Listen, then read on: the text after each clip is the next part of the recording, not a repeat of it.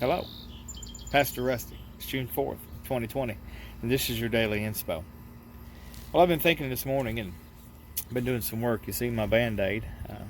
Hand slipped and thumb hit my nose and my fingernails knee cut, so self-explanatory.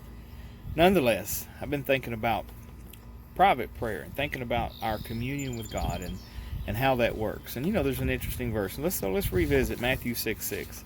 Jesus said, when you pray, go into your inner room or closet and seek the Father which is in secret. And your Father which is in secret will reward you. It's an interesting set of phrases there. So I did a little research and been doing a little studying on the first century Jewish homes. And they weren't stick built like ours are today, with lumber and 2x4s and things like that. They had rock foundations. Sometimes they had a wood building on top. Sometimes they were all rock or mud brick and things like that, but they didn't have a lot of space. They were fairly small. And so what's an inner room? What's an inner chamber? Well, that's what the word kind of leads us to think. It's an inner chamber. It's a secret place. Maybe a place where they kept treasure, or a place where they could go kind of get away. Sometimes it was considered a storage room, things like that. So getting back, this would be the understanding of Jesus' audience. And so he says, when you pray, go into a private, quiet, secluded place. So you kind of get the picture there. Our time of prayer, our personal time of prayer. Now, corporate prayer is something different, but our personal time of prayer should be the focus.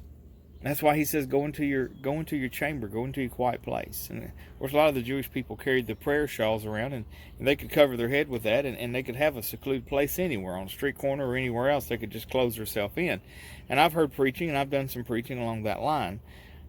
But I think when Jesus was talking to the normal, everyday people, he was saying, when you're at home and you're going to spend time praying to your Father, now it says he's in secret. And that word means to be hidden.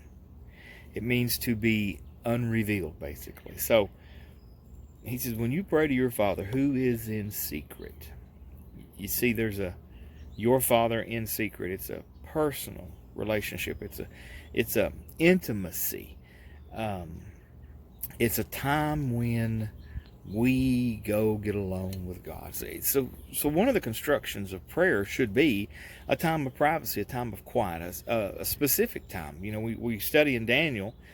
And Daniel had a particular place, he had a particular practice, he had a particular procedure. If you just look at Daniel, you'll see that he went and prayed 3 times a day. He went to the same place, he looked the same direction, he prayed the same way. And he would share his supplication, his urgent request with God. And I think that's something that we should have in our life. It's something that we can do today. We can find a place, and I don't care if it's on a couch somewhere. If you can find a place that's quiet, I go into my basement.